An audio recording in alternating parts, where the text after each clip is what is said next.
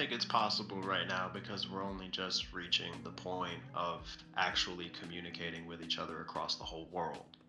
Like there is going to come bad with that, which is like you were talking about the stress of being exposed to something that's happening in another country and now you feel bad about it because you can't do anything.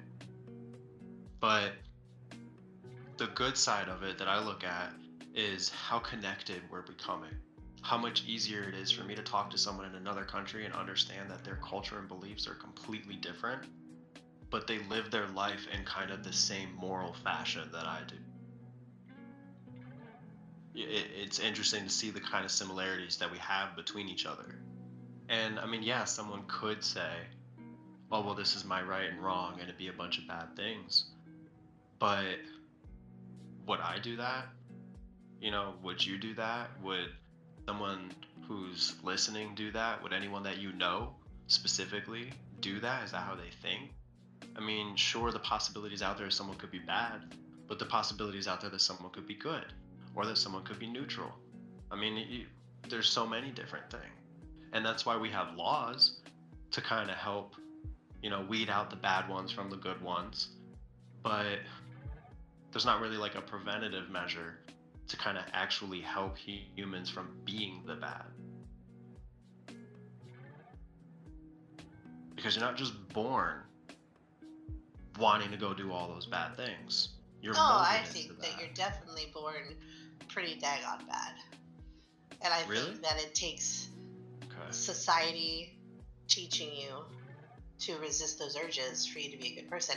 I mean, I love my child, but when she was born, she was an incredibly selfish person, just like every other baby on this planet. Yeah. And you have to teach them to stop being that way. But I don't think we're born altruistic. I don't think we're born good. I think we're born selfish, which is the way we need to be so we can get our needs fulfilled. But then our society, whichever society we grow up in, teaches us what's expected and what to do to be a good person.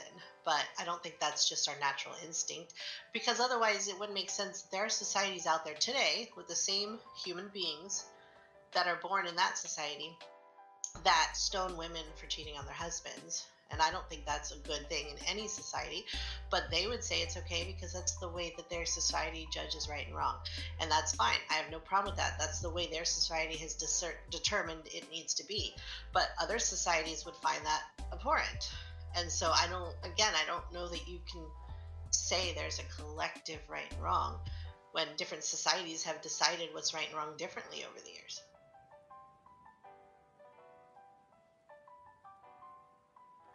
I guess I'm being here I am, this happy-go-lucky person, but I am pessimistic in the sense that I don't think human I beings by understand. nature are just these happy, wonderful people. I know for myself, I'm a happy, joyful person, but there's all kinds of darkness in me. There's darkness in everybody.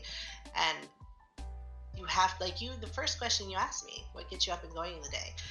If you don't have the right reason for that, or any reason, then I believe the darkness starts to creep in and take over.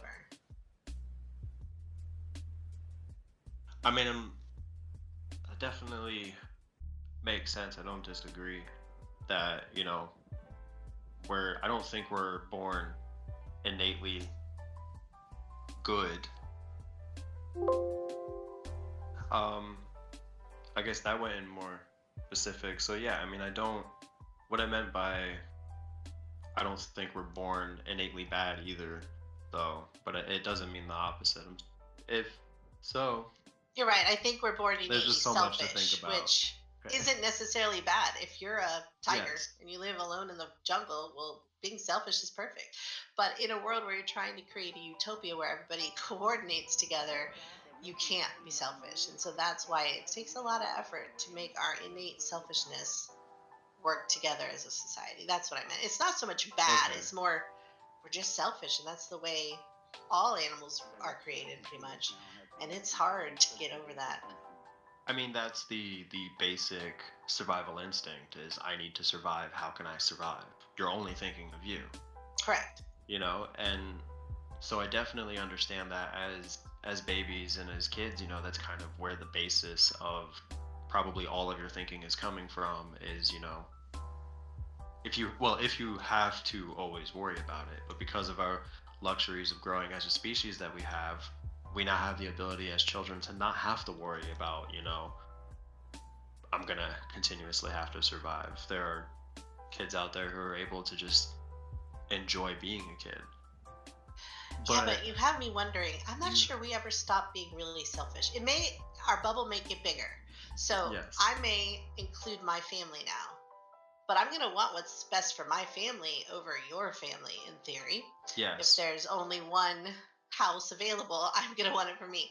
And then, okay, fine, let's take it bigger. I'm going to want what's best for my school district yeah, over someone else's because that's the nature of it's horrible to say that, but it's the truth. And if anybody says it's not the truth, they're probably lying. You're always going to want but what's best for your whatever it is. It can be as big as your country and it can be as big as the world, but more frequently it's going to be smaller. And but I how think you we get could that bubble bigger collectively, is hard. yes, that is difficult, but I think we could collectively come up with, things that we agree upon, like, if it's gonna injure or hurt anyone else, don't do it.